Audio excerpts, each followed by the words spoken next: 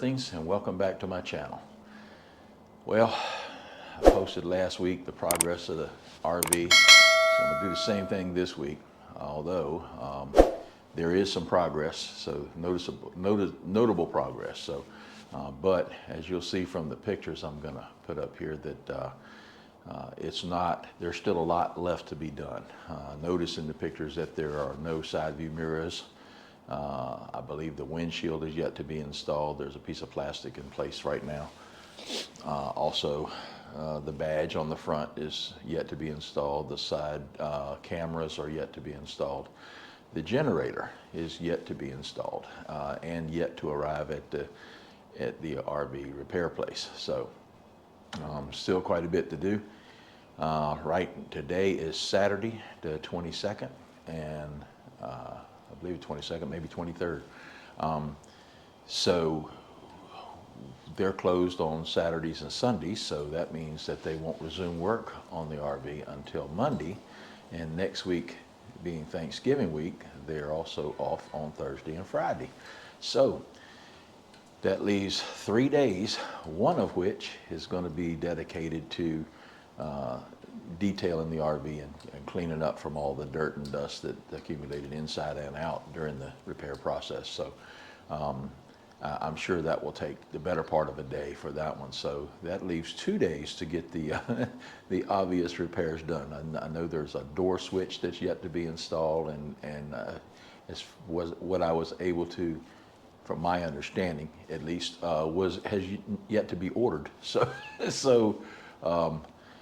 it's going to be a little bit of a chaotic situation here for the next week or so. I have reservations at a campground starting on the 1st, which I believe is Sunday.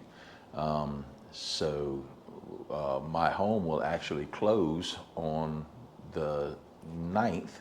So at that point, if I'm not back in my RV before then, my video from a little over 6 months ago, where I'm holding that homeless sign, is going to come to life. So we'll have to play that by ear. But the way I look at it, if I have to stay in a motel or something, then the insurance company's going to have to pay for it. But at any rate, while we're talking about insurance, I tell you what, you've got, if you've been following the repair process of this video, and there will be a video coming once the completion is achieved, there will be a video for that process coming, outlining exactly how long it took. But for those of you that's been following this, you know that it's in excess of 6 months. So when you're shopping around for insurance, I mean it's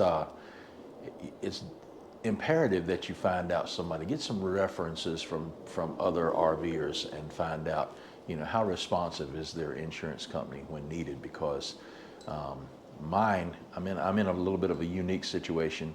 I was with Progressive at the time of the accident, have since switched over to Nat General, and have heard some pretty disturbing things about Nat Gen, unfortunately. So I'm going to be shopping around again. And for my experience up to this point, the insurance company that represents the person that pulled out in front of me has been wonderful to deal with, as far as I'm concerned. When I was dealing with them, unfortunately, I made the bad decision of allowing my insurance company to deal directly with them. And my insurance company is throwing roadblock after roadblock, it seems, trying to get things approved when they're not even coming out of pocket with any money. So they act like they are, though. So do a little shopping around, get some references.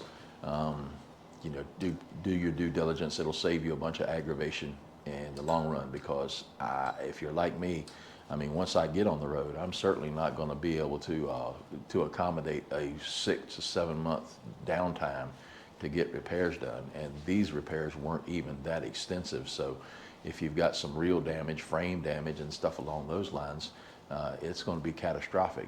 You could probably expect a 1 year or so time frame on getting your RV back. So take that into consideration, and avoid everybody out there above all. So any little thing that happens to it might put you out of it for a while. So the videos that are included on this, you'll see, you know, there looks like there is good progress coming on. You'll see the front generator cover is back on. The striping looks wonderful. They have yet to, I guess the Diamond Shield coating that's going to go on the front is going to be something that we have to let the paint cure, and then the company that represents Diamond Shield is going to actually come on location and install that Diamond Shield cover on the front. So I'm going to have to be very gingerly with it for a couple of weeks while we're waiting for that process, I'm sure, make sure that that new paint on the front doesn't get chipped up. But at any rate, I'm going to keep you up to date on these things, and I'll probably post another video around Thanksgiving and let you know if there's a empty driveway in front of my house at that time, or if there's actually an RV sitting there. And by golly, my stress level is getting to the point where it better be the latter. So remember, when camping, take only photos, leave only footprints. Thanks for watching. We'll see you next week.